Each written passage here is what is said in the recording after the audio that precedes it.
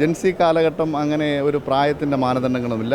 എല്ലാ വിഭാഗം ജനങ്ങളും ഒരു സ്ഥാനാർത്ഥി എന്ന നിലയിൽ വലിയ വാത്സല്യത്തോട് വലിയ സ്നേഹത്തോടു കൂടിയാണ് സ്ഥാനാർത്ഥി എന്ന നിലയിൽ എന്നെ ഏറ്റെടുത്തിരിക്കുന്നത്. വാമനപുരം എന്നാൽ സാധാരണഗതിയിൽ LDF സ്ഥിരമായി ജയിച്ചുകൊണ്ടിരിക്കുന്ന ഒരു മണ്ഡലമാണ്. ആ കോട്ട പൊളിക്കാനുള്ള ഉത്തരവാദിത്വം ഇത്തവണ UDF ഏൽപ്പിച്ചിരിക്കുന്നത് യൂത്ത് കോൺഗ്രസിൻ്റെ തിരുവനന്തപുരത്തെ മുഖങ്ങളിലൊന്നായ സുധീർ ഷാ പാലോടിനെയാണ്. അതങ്ങ് എളുപ്പത്തിൽ പൊളിക്കാൻ പറ്റുമോ?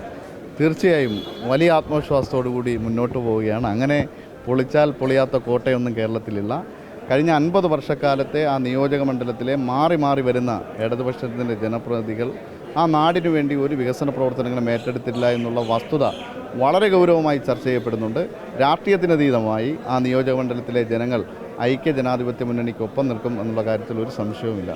വികസനം മുക്കിലും മൂലയിലും എത്തിയിട്ടില്ല എന്നതൊരു റിയാലിറ്റി ആണെന്നാണോ? തീർച്ചയായും അത് വളരെ ഗൗരവമായി ആ നിയോജക മണ്ഡലത്തിൽ ചർച്ച ചെയ്യപ്പെടും. കഴിഞ്ഞ 50 വർഷക്കാലം ഒരു മാറി മാറി ഇടതുപക്ഷത്തിൻ്റെ ജനപ്രതിനിധികളെ പരീക്ഷിച്ചിട്ട് ആ നിയോജക മണ്ഡലത്തിൻ്റെ ദുരവസ്ഥ, അതിന് അനിവാര്യമായ മാറ്റത്തിന് ഐക്യജനാധിപത്യ മുന്നണി വിജയിക്കണമെന്നുള്ള ദൃഢപ്രതിജ്ഞ ആ നാട്ടിലെ ജനങ്ങൾ എടുത്തിട്ടുണ്ട്.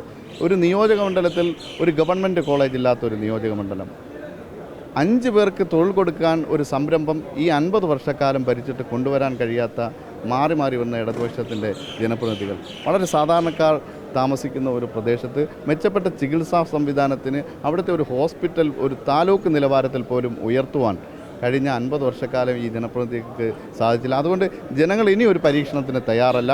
അനിവാര്യമായ മാറ്റത്തിന് ആ നാട്ടിലെ ജനങ്ങൾ ഐക്യജനാധിപത്യ മുന്നണിക്കൊപ്പം നിലനിൽക്കുമെന്നുള്ളതാണ് മനസ്സിലാക്കാൻ വേണ്ടി സാധിക്കും. ജൻസി കാലമാണ്, യൂത്താണ് സ്ഥാനാർത്ഥി, അതിൻ്റെ ഒരു അപ്പർ ഹാൻഡ് ഉണ്ടാവും. തീർച്ചയായും ഒരു യുവത്വത്തിൻ്റെ ഒരു അഡ്വാൻറ്റേജ് ലഭിക്കുന്നുണ്ട്, വലിയ പിന്തുണയാണ് ലഭിക്കുന്നത്. അങ്ങനെ ഒരു ജൻസി കാലഘട്ടം അങ്ങനെ ഒരു പ്രായത്തിൻ്റെ മാനദണ്ഡങ്ങളുമില്ല.